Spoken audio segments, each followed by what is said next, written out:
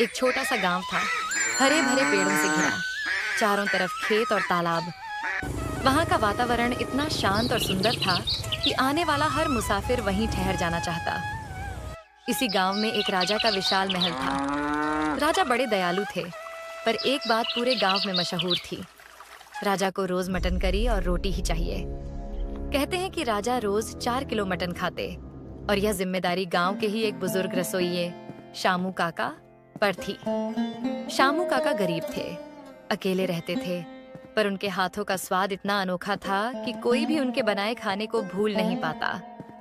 हर सुबह वे जल्दी उठकर दरबार की रसोई में जाते, मटन अच्छे से साफ करते, फिर उसमें मसाले मिलाते और लकड़ी के चूल्हे पर बड़े बर्तन में पकाते। घंटों धीमी आंच पर पकने के बाद जब मटन गलने लगता, तब शामू काका उसमें अपना गुप्त मसाला डालते। उस मसाले की खुशबू महल से लेकर पूरे गांव तक फैल जाती। लेकिन एक दिन सुबह कुछ और ही था। शामू काका बिस्तर से उठ नहीं पाए, शरीर टूटा टूटा लग रहा था। तभी राजा के 2 सेवक उनके घर पहुंचे।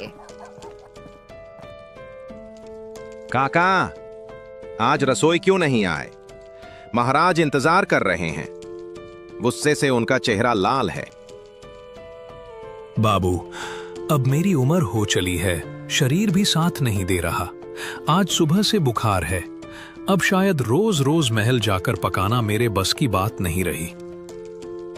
क्या? तो अब महाराज का मटन कौन बनाएगा? ये तो बड़ी मुसीबत हो जाएगी। मुझे भी चिंता है बेटा, पर सच यही है, अब मैं पहले जैसा नहीं रहा।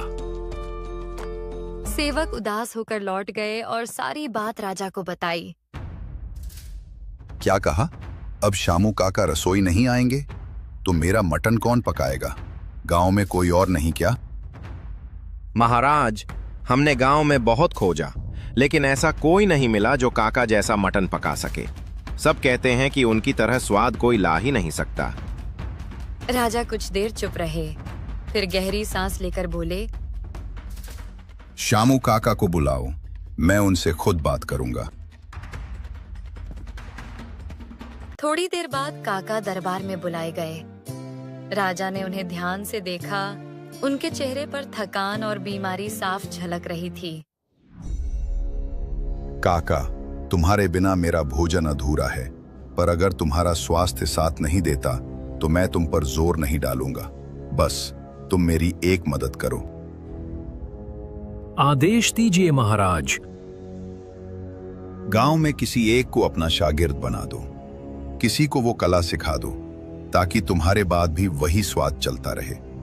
मेरा मटन सिर्फ भोजन नहीं, ये हमारी परंपरा है। ठीक है महाराज, अगर यही आपकी इच्छा है तो मैं किसी को सिखाऊंगा। राजा के चेहरे पर पहली बार मुस्कान आई। यही तो मैं चाहता था काका। चिकू, तुम्हारा नाम और तुम्हारा स्वाद गांव में हमेशा जिंदा रहना चाहिए।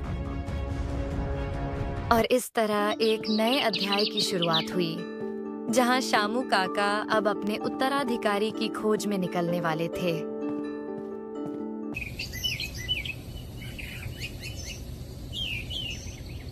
अगली सुबह सूरज की हल्की किरणें गांव के खेतों पर फैल रही थीं। शामू काका धीरे धीरे चौक की ओर चले। उनके मन में एक ही बात घूम रही थी, कौन होगा उनका असली उत्तराधिकारी। वे चौपाल के पास आकर बैठ गए। तभी 2 नौजवान उनकी ओर आए। काका, हमें खबर मिली है कि आप अपना मटन करी बनाने का राज किसी को सिखाने वाले हैं। दूसरा तुरंत बोल पड़ा, हाँ काका, मुझे सिखाइए। मैं महाराज के लिए मटन करी बनाऊंगा। काका मुस्कुराए, पर उनका चेहरा गंभीर भी था।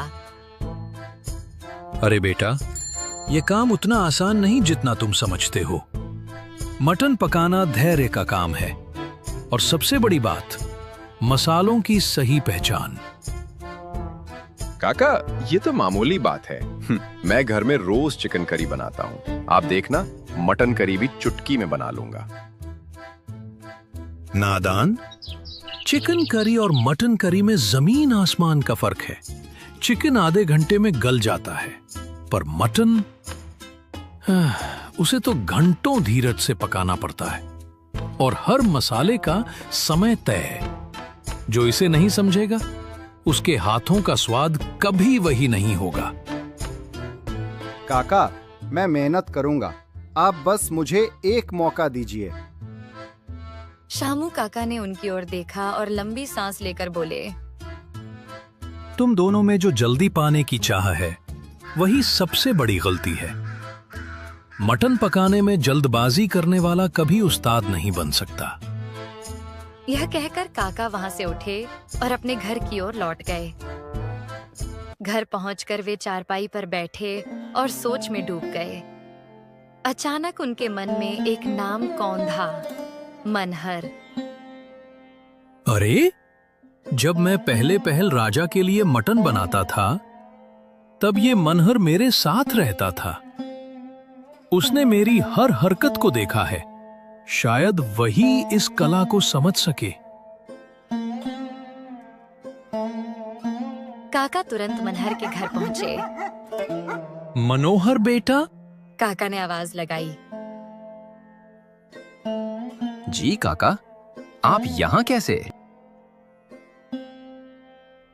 काका ने सारी बात समझाई। राजा ने कहा है कि अब मुझे अपनी कला किसी एक को सिखानी है और मुझे लगता है तुम ही हो जो इसे संभाल सकते हो। मनहर थोड़ी देर चुप रहा, फिर बोला, काका, ये तो बहुत बड़ी जिम्मेदारी है, लेकिन अगर आप मुझे सिखाएंगे तो मैं पूरी लगन से सीखूंगा। शामू काका की आंखों में चमक आ गई। यही तो चाहिए बेटा। चलो आज से ही शुरुआत करते हैं। उस दिन दोनों शामू काका के घर गए। काका ने उसे सबसे पहले सिखाया मटन की सफाई। देख बेटा, सबसे पहले मटन को अच्छे से धोना होता है। एक एक रग और झिल्ली हटानी होती है। अगर शुरुआत ही गलत हुई तो स्वाद कभी सही नहीं बनेगा। मनहर ध्यान से देखता और सिर हिलाकर हर बात याद करता। फिर काका ने मसाले निकाले। ये हल्दी, ये धनिया, ये लाल मिर्च और ये गरम मसाला। हर मसाले की मात्रा आंखों से नापनी पड़ती है। जरा सा भी ऊपर नीचे हुआ तो स्वाद बिगड़ जाएगा। काका, कितने तेल में ये सब भुनना है? बस इतना कि प्याज सुनहरी हो जाए। ज्यादा तेल डाला तो करी भारी हो जाएगी, कम डाला तो स्वाद अधूरा रह जाएगा। धीरे धीरे बड़ा बर्तन चूल्हे पर चढ़ा दिया गया। मटन की खुशबू हवा में घुलने लगी। मनहर बोला, काका, ये तो सच में धैर्य का काम है। आधे घंटे से देख रहा हूं, अभी भी मटन कड़ा है। यही तो कहा था बेटा, इसे गलने दो। धीरे धीरे ही इसका असली स्वाद निखरेगा। 2 घंटे बाद काका ने एक डिब्बा निकाला। मनहर, अब देख, ये है मेरा असली राज, गुप्त मसाला। यही स्वाद को जादू बनाता है। इसे हमेशा आखिर में डालना। मनहर की आंखें चमक उठी। पर काका, ये बना कैसे जाता है? मुझे भी सिखाइए। उसकी चिंता मत करो, अभी समय नहीं आया है। जब सही समय आएगा मैं तुम्हें यह भी सिखा दूंगा। फिलहाल तुम बस याद रखो, इसे आखिरी में डालना। करी पककर तैयार हुई। दोनों ने उसे चावल के साथ खाया। मनहर ने पहला कौर लिया और उसकी आंखें चमक उठीं। काका, ये तो सचमुच स्वर्ग का स्वाद है। याद रखना बेटा, कल महल में पहली बार तुम्हारे हाथ का मटन जाएगा। राजा की जुबान ही तुम्हारी सबसे बड़ी परीक्षा होगी। काका, मैं वादा करता हूं कि आपकी कला को कभी बदनाम नहीं करूंगा। और इस तरह आने वाला कल गांव और राजा के लिए एक नया स्वाद लेकर आने वाला था। अगली सुबह महल की रसोई में हलचल थी। शामू काका अपने शिष्य मनोहर को लेकर पहुंचे। अंदर बड़े बड़े बर्तन, मसाले की महक और सेवकों की आवाज आई थी। काका ने मनोहर से कहा, बेटा, याद रखो, महाराज को रोज 4 किलो मटन चाहिए और उनके स्वाद में कभी कमी नहीं आनी चाहिए। काका, आपका आशीर्वाद रहे तो महाराज उंगलियां चाटते रह जाएंगे। आज मैं साबित कर दूंगा। फिर उसने 4 किलो मटन लिया, वैसा ही धोया जैसे काका ने सिखाया था। प्याज, टमाटर और मसाले मिलाकर बड़े पातेले में पकाने को रख दिया। काका दूर खड़े सब देख रहे थे। अब तक सब सही कर रहे हो। बस याद रहे, मेरा गुप्त मसाला हमेशा अंत में ही डालना है। 2-2.5 घंटे बाद जब मटन गलकर नरम हो गया, तब मनोहर ने वही डिब्बा खोला और काका का गुप्त मसाला करी में डाल दिया। खुशबू ने पूरी रसोई को भर दिया। कुछ देर बाद सेवक थालियों में मटन करी और गरम गरम रोटियां लेकर दरबार पहुंचे। राजा ने मन में सोचा, देखें इस नए लड़के का स्वाद कैसा है। क्या ये शामू काका की बराबरी कर पाएगा? उन्होंने पहला निवाला लिया और अचानक उनकी आंखें चमक उठी। वाह, ये तो वही स्वाद है, वही जादू।